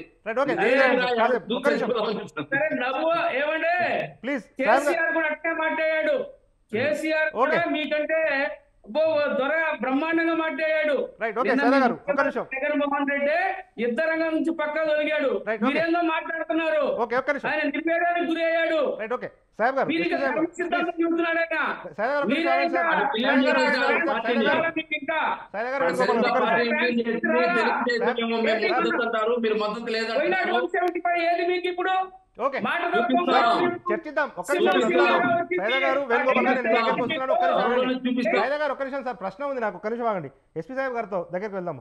ఎస్పీ సాహెబ్ గారు, అంటే ఇప్పుడు ఒక రకంగా ఇంతకాలం ప్రజా సమస్యలు చంద్రబాబు గారు తిరిగారు, జగన్ గారు కౌంటర్ చేశారు, ప్రభుత్వం తరఫున సంక్షేమ పథకాలు ఆయన ప్రజల్లోకి తీసుకెళ్లే ప్రయత్నం చేశారు. మీ పార్టీ కానీ జనసేన కానీ అంటే ప్రభుత్వ వైఫల్యాలను ఎండగట్టే ప్రయత్నం చేశారు. కానీ ఆల్ ఆఫ్ సడన్గా షర్మిల ఎంట్రీ తర్వాత ఒక భావోద్వేగాల పరిస్థితి ఏపీ రాజకీయాల్లో కనిపిస్తోంది. నిజంగా ఎన్నికల్లో ఈ భావోద్వేగాల సమస్య గనక క్రియాశీలక పాత్ర పోషిస్తే ఎవరికి నష్టం జరుగుతుందంటే ఏం చెప్తారు? నరేష్ గారు, ఇప్పుడు అన్నా చెల్లెల యుద్ధం జరుగుతుంది అక్కడ. ఉమ్, దాంట్లో భాగంగానే ప్రేక్షక పాత్ర పోషిస్తుంది మీడియా మొత్తం కూడా. ఓకే. మనమేముంది, మీకు తెలియదు ఏముంది, ఎక్కడ తీపుంటే అక్కడ చేమలు వెళ్ళినట్టు మీడియా కూడా ఎక్కడ విషయం ఉంటే అక్కడికి వెళ్తుంది. ఉమ్, అంతేగాని ఇక్కడ అంత విషయం ఏం లేదండి. ఎందుకంటే అన్న అధికారంలోకి రాకముందర ఏం జరిగింది, ఎందుకంటే అన్నతో పాటు కలిసి ప్రయాణం చేసింది కదా ఆమె 5 సంవత్సరాలు. అన్న అధికారంలోకి వచ్చిన తర్వాత ఇట్లా మారిపోయాడని ఆమె చెబుతుంది. వాళ్ళిద్దరి మధ్య జరిగినటువంటి సంభాషణలు, ఆ కుటుంబంలో జరిగినటువంటి విధానపరమైనటువంటి అంశాలు, అదే విధంగా అన్న ఈ విధంగా మోసం చేశాడు, ఇవన్నీ చెప్పుకుంటా వస్తూ ఉన్నారు. ఉమ్, ఇదేంటంటే మీడియాలో కొంచెం హాట్ టాపిక్ గానే ఉండిద్ది. కాకపోతే ఇక్కడ జరుగుతున్నటువంటి విషయం ఏంటంటే, ఇందాక సజ్జల రామకృష్ణారెడ్డి గారు ప్రెస్ మీట్ పెట్టారు. ఉమ్, ఆ ప్రెస్ మీట్ లో చాలా అంశాలు ప్రస్తావించారు. దాంట్లో ముఖ్యంగా చంద్రబాబు నాయుడు గారు ఏదో స్క్రిప్ట్ ఇచ్చారు, కానీ ఆ స్క్రిప్ట్ నువ్వు చదువుతున్నావు. చంద్రబాబు నాయుడు గారు మీకన్నా గొప్ప వ్యక్తిత్వం కలిగినటువంటి వ్యక్తి, మీరు ఇన్ని అబద్ధాలు ఆడుతున్నారని చెప్పారు అక్కడ. అది ట్విస్ట్ అండి, గమనించాల్సినటువంటి అంశం. ఏంటంటే ఇక్కడ రాజకీయ వ్యూహాల్లో భాగంగా మరి అన్నా చెల్లి కొట్టుకోవటం వాళ్ళ కుటుంబంలో జరిగినాయి బయటకు వస్తున్నాయి ఇక్కడ. అంతేకాని ఏదో ఇది ఈ రోజు ఏదో మారిపోతుంది అనుకుంటే అది చాలా ఏదో అనాలోచిత నిర్ణయాలు. కానీ వాస్తవం ఏంటంటే వైకాపా పార్టీకి పతనం ఆరంభమైంది. ఎందుకంటే దాదాపు 40 మంది ఎమ్మెల్యేలు అక్కడికి వెళ్తున్నారు ఈ రోజు. ఆళ్ల రామకృష్ణారెడ్డి అనేటువంటి వ్యక్తి 13 మంది ఎమ్మెల్యేలు తీసుకెళ్లాడు. అదే విధంగా ఈ ఇంకో మాట కూడా ఉంది, మా అన్నకి నేను 13 మంది ఎమ్మెల్యేలను గెలిపించి ఇచ్చాను, వాళ్ళకి ఎటువంటి పదవులు లేదు, నా వర్గం వారని చెప్పి. అంటే ఎన్ని కీలకమైన మాటలండి. దీనితో పాటు ప్రధానంగా ఏంటంటే వైకాపా పార్టీలో ఎవరైతే అసంతృప్తిగా ఉండారో వాళ్ళు ఏ పార్టీకి వెళ్ళలేనటువంటి వాళ్ళు రాజకీయ ప్రస్తావన కోసం ఏదో ఒకటి అని చెప్పి మళ్ళీ కాంగ్రెస్ పార్టీలోకి వస్తారు. ఆ విధంగా ప్రకంపనలు వస్తాయి. ఇక్కడ జరుగుతున్నటువంటి రాజకీయ విధానపరమైనటువంటి అంశాల్లో కొన్ని లూప్ లైన్స్, లూప్ హోల్స్ ఇవన్నీ ఉంటాయి. ఇప్పుడు ఈ మీడియాలో వచ్చేటువంటి వార్తలు ఇక్కడ ఉన్నటువంటి ఓటర్లతో ముడిపెట్టేసి ఇంకేముంది అక్కడ కాంగ్రెస్ పార్టీ అధికారంలోకి వచ్చింది అని చెప్పి అనుకోవటం, కానీ వైఎస్ఆర్సీపీకి ఎంత నష్టం జరిగింది అనేది ఇక్కడ ఆలోచించాలి. ఫస్ట్ వైఎస్ఆర్ కాంగ్రెస్ పార్టీ వాళ్ళకి జరిగే నష్టం భారీగా ఉండింది. నేను ఎందుకు అంటున్నానంటే ఇప్పుడు ఇక్కడ మొన్నటిదాకా 20వ తారీఖు ముందు దాకా వేరండి. ఎప్పుడైతే షర్మిల గారు ఇక్కడికి వచ్చారో ప్రతిసారి చూడండి, నేను కాంగ్రెస్ పార్టీకి వచ్చానంటలా, రాజన్న బిడ్డను ఆశీర్వదించండి, నేను రాజన్న బిడ్డని. ప్రతిసారి షర్మిల గారిని ఎవరు కాదన్నారండి రాజన్న బిడ్డ అని. ఒక పక్క ఏమో ఆయన రాజన్న బిడ్డ అని చెప్పుకుంటున్నాడు, ఈ పక్క రాజన్న బిడ్డ. ఈ వ్యూహంలో మీకు అర్థం కావట్లేదా? ఆయనేమో మా దగ్గర నుంచి ఓట్లు వెళ్ళకూడదు, మా దగ్గర నుంచి నాయకులు కాంగ్రెస్ పార్టీలోకి వెళ్ళకూడదు అని చెప్పి జగన్మోహన్ రెడ్డి గారు ఆయన కట్టుదిట్టమైనటువంటి కార్యక్రమాలు చేసుకుంటున్నాడు. ఇక్కడేంటి రాజన్న బిడ్డను అని చెప్పి షర్మిల గారు అక్కడ ఉన్నటువంటి వాళ్ళని సైకలాజికల్ గా లాక్కుంటున్నారు. ఈ యుద్ధంలో జరిగేది నష్టం వైకాపా పార్టీకి అండి. Okay, right. మనతో పాటు వేణుగోపాల్ గారు ఉన్నారు. వేణుగోపాల్ గారు, అంటే ఇప్పుడు ప్రధానంగా సార్, ఇప్పుడు జగన్ గారి కోసం కష్టపడ్డ వారిని జగన్ గారు పక్కన పెట్టేశారు అన్న ఒక చర్చకు షర్మిల గారు తెరలేపారు. ఈ మధ్యనే వైఎస్ఆర్ కాంగ్రెస్ పార్టీని ఫస్ట్ ప్రారంభించిన శివకుమార్ గారు కూడా ఏపీలో ఒక మీడియా సమావేశం ఏర్పాటు చేసి జగన్ గారిని నమ్మితే మమ్మల్ని దూరం చేసుకున్నాడు అన్నట్టుగా మాట్లాడారు. ఓవరాల్గా చూస్తే జగన్ గారి క్యారెక్టర్కు సంబంధించి, విశ్వసనీయతకు సంబంధించి ఒక ప్రధాన అంశము ఎన్నికల సందర్భంగా తెర మీదకి వస్తుంది కదా, దాన్ని ఎట్లా ఎదుర్కోబోతా ఉన్నారు? సో నరేష్ గారు, ఈరోజు జగన్మోహన్ రెడ్డి గారు ఎవరికి ప్రత్యేకించి వీళ్ళకి ఎమ్మెల్యే టికెట్ ఇవ్వకూడదు, వీళ్ళకి ఎంపీ టికెట్ ఇవ్వకూడదు అని ఎక్కడా కానీ జగన్మోహన్ రెడ్డి గారు కట్టడి చేయడం లేదు. జగన్మోహన్ రెడ్డి గారు ఎవరైతే ఈ నియోజకవర్గంలో ఎవరైతే గెలుస్తారో సర్వేలు ఉంటే, ఏదైతే పార్టీ చేసే సర్వేలకి అనుగుణంగా ఈరోజు వాళ్ళకి టికెట్ ఇవ్వడం జరుగుతుంది. ఎవరైతే పార్టీకి పనిచేశారో, అంతకుముందు ఎవరైతే నియోజకవర్గంలో ఎమ్మెల్యేగా ఉన్నా లేకపోతే ఏదైనా ముఖ్య బాధ్యతలు వహిస్తున్నా వాళ్ళకి కూడా పార్టీలో ఎమ్మెల్సీలు ఉన్నాయి, రాజ్యసభలు ఉన్నాయి, నామినేటెడ్ పోస్టులు ఉన్నాయి, రకరకాలుగా ఉన్నాయి. వాటి నుంచి ఖచ్చితంగా వాళ్ళ సేవలు ఉపయోగించుకుంటామని కూడా చెప్తున్నారు. కానీ ఇక్కడ ఏమిరా అంటే అది ప్రతి రాజకీయ పార్టీలోనూ జరిగేది. ఈ రోజు 175 నియోజకవర్గాల్లో దాదాపు 10 to 10% ఈరోజు మార్చాల్సింది వస్తుంది. ఎందుకంటే కొన్ని నియోజకవర్గాలు ఎస్సీ, ఎస్టీ, బీసీ సామాజిక వర్గం, మైనారిటీ సామాజిక వర్గం బలంగా ఉండే చోట జనరల్ సీట్ లో అక్కడ కూడా వాళ్ళకి ఇవ్వాల్సింది వస్తుంది. ఎందుకంటే ఈ రోజు ఆర్కే ఉండే స్థానంలో ఒక బీసీ సంబంధించిన సామాజిక వర్గం బలంగా ఉంది కాబట్టి ఆ జనరల్ సీట్ లో ఆర్కేని తీసేయడం జరిగింది. అదేవిధంగా ఆయనకి రాజ్యసభ లేకపోతే ఎమ్మెల్సీయో లేదా ఆయన సేవలు ఎవడ కావాలో వాడు ఉపయోగించుకొని వస్తాయి. ఇలాంటి ఉదాహరణలే 175 నియోజకవర్గాలకి పనిచేస్తాయి. కానీ ఇక్కడ ఏం చేస్తున్నారంటే ప్రతిపక్షాలు అంటే ఒక దుష్ట చతుష్టం, తెలుగుదేశం అయినా, జనసేన అయినా, లేదా కాంగ్రెస్ అయినా, కమ్యూనిస్ట్ అయినా, వీళ్ళంతా ఏం చేస్తున్నారంటే ఒక ఆరోపణలు చేస్తున్నారు జగన్మోహన్ రెడ్డి గారి పైన. ఈయనేదో 175 నియోజకవర్గాల్లో 15 పార్టీల ద్వారా నిలబెట్టేటట్టుగా, వాళ్ళంతా ఒకే పార్టీ పైన 175 నియోజకవర్గ అభ్యర్థులు నిలబెట్టేటట్టుగా వీళ్ళు విమర్శలు చూస్తా ఉంటే, మేము 175 నియోజకవర్గాల్లో ఫ్యాన్ గుర్తు పైన వైఎస్ఆర్సీపీ పార్టీ పైన 175 నియోజకవర్గ అభ్యర్థులు పెడుతున్నాం. వీళ్ళు మాత్రం ఒక్కొక్క రాజకీయ పార్టీ ఒక 175 నియోజకవర్గంలో 10 రాజకీయ పార్టీల చేత ఏదైతే అభ్యర్థులను పెట్టించి వాళ్ళు మా పైన ఉసుగొల్పడం అది పెద్ద గొప్ప అనుకుంటున్నారు, అది పెద్ద బలం అనుకుంటున్నారు. ఒకటి పైన 10 మంది పోరాటం చేయడం బలమా, లేదా ఒకరు 10 మందితో పోరాటం చేయడమా బలమా? ఈరోజు జగన్మోహన్ రెడ్డి గారు ఎక్కడా గాని ఆయన వెనకబడకోకుండా పేదవాడికి సంక్షేమాన్ని, పేదవాడికి అభివృద్ధి ఇస్తున్నాడు. అలాంటి సంక్షేమాన్ని, అభివృద్ధిని అడ్డుకుంటున్నది ఎవరు? పెత్తందారుల పక్కన ఉండే దుష్ట చతుష్టం అడ్డుకుంటాం. దాన్ని పేదవాడి ఓట్లు మాత్రం కావాలే కానీ వీళ్ళకి దుష్ట చతుష్టానికి పేదవాడికి సంక్షేమం ఇచ్చినా వెనిజులా, జింబాబ్వే, అదే విధంగా శ్రీలంక అయిపోతుంది అంటారు. పేదవాడికి సెంటు భూమి ఇచ్చినా కోర్టులకు పోయి అడ్డుకుంటారు. మళ్ళీ పేదవాడి ఓట్లు మాత్రం కావాలి. అదే విధంగా ఈరోజు శర్మిలా గారు కూడా మాట్లాడుతున్నారు. ఈ రోజు మాకు అన్నకి ఏదో గ్యాప్ వచ్చింది అంటే మీ కుటుంబ కలహాలను తీసుకొని రాష్ట్ర ప్రజలకు పైన సానుభూతి చూపించి మీరు ఓట్లు దండుకునే ప్రయత్నం చేస్తున్నారా? కుటుంబంలో ప్రతి ఇంట్లో ఇప్పుడు రామ్మూర్తి నాయుడు ఇంట్లో కూడా చంద్రగిరి చంద్రబాబు నాయుడు గారు, అదే విధంగా రామ్మూర్తి నాయుడు ఇంట్లో కూడా ఏదైతే విభేదాలు ఉన్నాయి, ఆయన కూడా కాంగ్రెస్ పార్టీకి నిలబడ్డాడు, ఆయన కూడా ఎమ్మెల్యే ప్రయత్నం చేశాడు, అదే విధంగా ఓడిపోవడం జరిగింది. అదే విధంగా మేము చెప్పడం ఏమంటే ఆ రోజు కూడా చంద్రబాబు నాయుడు వాళ్ళ అమ్మకి పోయి మా తమ్ముని పచ్చి పచ్చిగా తిట్టదని చెప్పేసి ప్రాధాయపడ్డాడు. అవి కూడా పత్రికలు ఆ రోజు ఇచ్చిన పత్రికల్లో కూడా ఏదైతే సోషల్ మీడియాలో ట్రోల్ అవుతున్నాయి. ఇవన్నీ వీళ్ళ కుటుంబంలో ఉండే కలహాలను తీసుకొని వచ్చి రాజకీయాల్లో పులిమి దానిపైన లబ్ధి పొందామనే ప్రయత్నాలు కొన్ని రాజకీయ పార్టీలు ఈరోజు ఏం చేస్తున్నాయి? చంద్రబాబు నాయుడు గాని 40% ఉంది, ఆయన హైట్ చేయాలంటే జనసేన ఒక పక్క, అదే విధంగా కమ్యూనిస్ట్ ఒక పక్క, అదే కాంగ్రెస్ ఒక పక్క, అందరూ కలిపి జాకీలు వేసి లేపుతున్నారు. అందరూ కలిపి జాకీలు వేసి లేపిన 2019లో ఏమైంది? అధికారంలో నుంచి బయటకు పోయి జగన్మోహన్ రెడ్డి గారు అసెంబ్లీ గేట్ తాకని జనసేన పార్టీకి డిపాజిట్ లేవు. చంద్రబాబు నాయుడుకి ఏమో 23 సీట్లు వచ్చా, కాంగ్రెస్ కి ఏమో 1.2% వచ్చా. అందరూ ఆ రోజు కూడా కలిసినట్టు ఒకసారి, కలవనట్టు ఒకసారి ప్రయత్నించారు. ఈరోజు మళ్ళీ కలిసినట్టుగా ప్రయత్నిస్తున్నారు.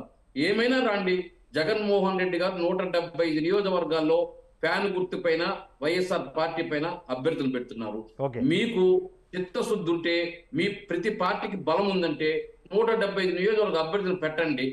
లేదు మాకంత బలం లేదు మీ పైన ఎదుర్కోవడానికి, మేము 175 నియోజకవర్గంలో 10 రాజకీయ పార్టీల పైన అభ్యర్థులను పెడతాము.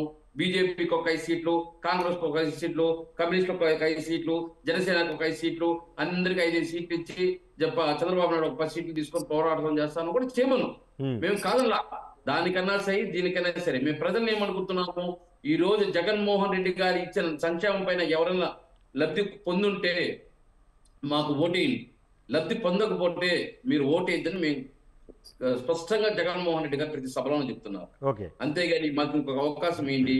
ఏదో చంద్రబాబు నాయుడు ఇది చేసేసాడు, అది చేసేసాడు, ఊరికి ఆరోపణలు చేసి కుటుంబం 2గా చీల్చడము, ఇలాంటి ప్రయత్నాలు అంతా ఎక్కడ చేయడం లేదు. Right okay. మనతో పాటు మట్టి వెంకటేశ్వరరావు గారు సార్. మట్టి వెంకటేశ్వరరావు గారు, అంటే జనరల్గా అంటే ఎన్నికలు వచ్చేటప్పటికి ముఖాముఖి పోటీలు జరిగితే కనుక కొంత క్లారిటీ ఉంటుంది ఓటర్లకు. కానీ ఇప్పుడు కొన్ని చోట్ల కనీసం 175 స్థానాల్లో కాకపోయినా కూడా వైసీపీలో టికెట్లు రాని వాళ్ళు, లేకపోతే గతంలో కాంగ్రెస్లో పనిచేసిన వాళ్ళు ఇప్పుడు కాంగ్రెస్ నుంచి పోటీ చేస్తే మెజారిటీ నియోజకవర్గాల్లో త్రిముఖ పోటీ ఉండే అవకాశాలు కూడా కనిపిస్తూ ఉన్నాయి. అంతిమంగా కాంగ్రెస్ ఎన్ని సీట్లు గెలుస్తుందో లేదో పక్కన పెడితే త్రిముఖ పోటీ జరిగినప్పుడు ఓటర్లు కొంత గందరగోళానికి లోనయ్యే అవకాశాలు ఉన్నాయి నరేష్ కదా. గారు కాంగ్రెస్ కూడా జాకీ చంద్రబాబు నాయుడికి ఓకే రైట్ చెప్పారు. జాకీ టీడీపీ అంటే ఇక్కడ రైట్ ఓకే మటి వెంకటేశ్వరరావు గారు. సార్ మా అన్న వేణుగోపాల్ మాత్రం విత్ డ్యూ రెస్పెక్ట్, షర్మిల గారు ఓపెన్ గా ప్రకటించింది as a PCC president 175 assembly స్థానాలకి 25 పార్లమెంట్ స్థానాలకి కాంగ్రెస్ పార్టీ పోటీ చేస్తుందన్నారు. ఇంకా మీకు ఆర్గ్యుమెంట్ లేదు, మేము ఒక్కనే పోటీ మీరు చూడండి నువ్వు చెప్పిన దానికి షర్మిల గారు ఆల్రెడీ డిక్లేర్డ్ 175 అసెంబ్లీ 25 పార్లమెంట్ చేస్తున్నా గుర్తు చేస్తున్నా. అది మీడియాలో వచ్చింది నేను చెప్తున్నా. ఇక్కడ ఇప్పుడు మన అంశం ఏంటంటే జనరల్ గా బోర్డు అంశాలు మాట్లాడుతున్నాం, కానీ ఇంకొకటి ఏంటంటే ఇవాళ అన్న వెంకటేశ్వరరావు అన్న అట్టయినా చంద్రబాబు నాయుడికి ఇండైరెక్ట్ గా లబ్ధి చేకూర్చాలనే కదా. చేకూరుతుంది కదా కొన్ని అంశాలు. అదే అడుగుతా, ఏ విధంగా అన్నా చంద్రబాబు నాయుడు దాకి లేపాలి. అది భగవంతుడు స్క్రిప్ట్, అది భగవంతుడు ఏదైనా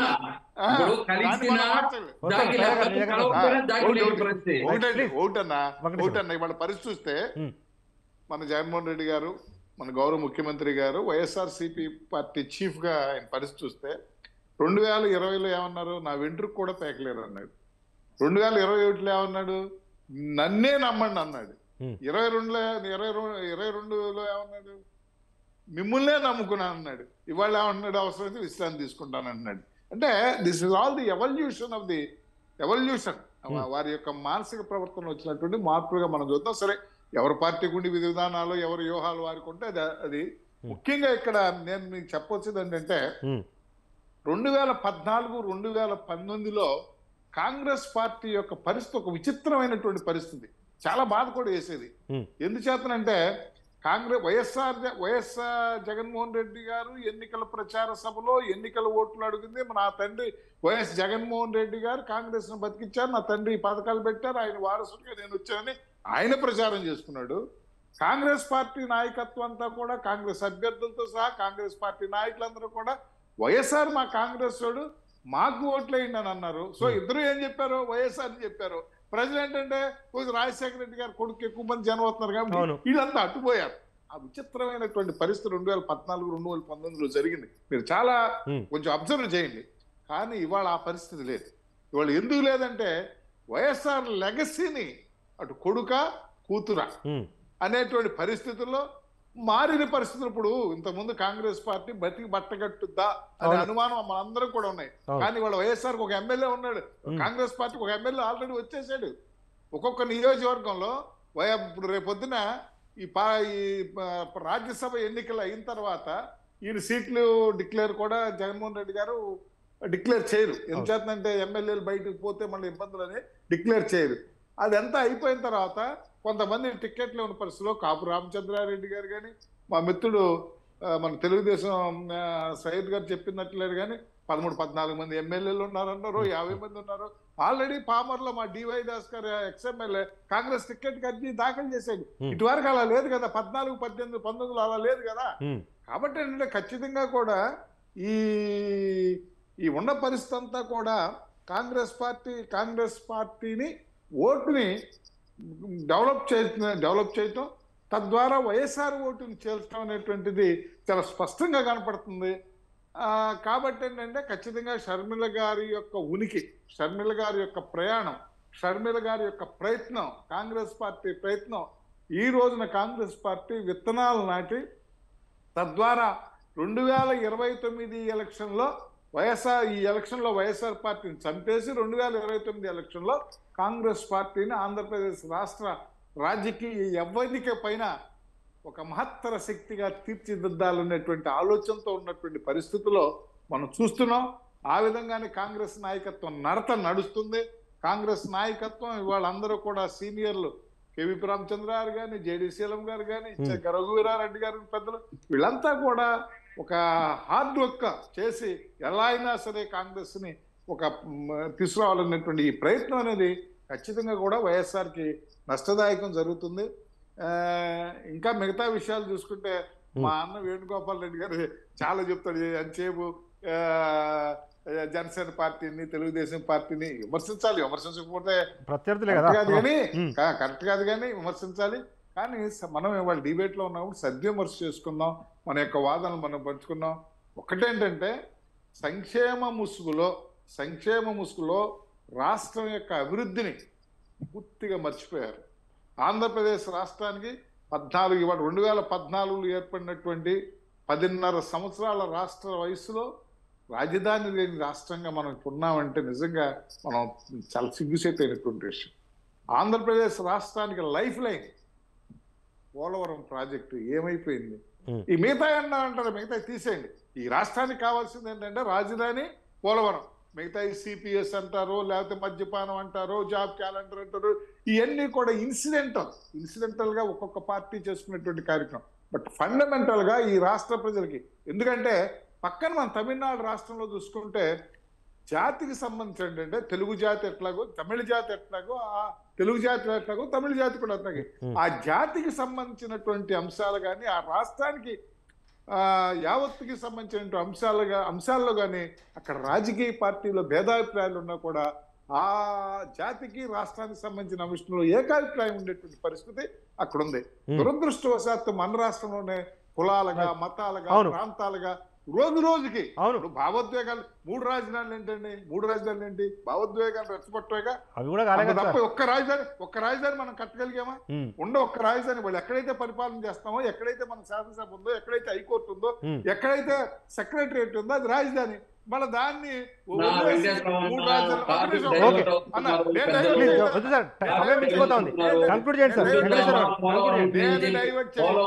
తెలుగుదేశం పార్టీ మీ పార్ట్నర్ ఎన్ని పనులు చేశాడు, అదే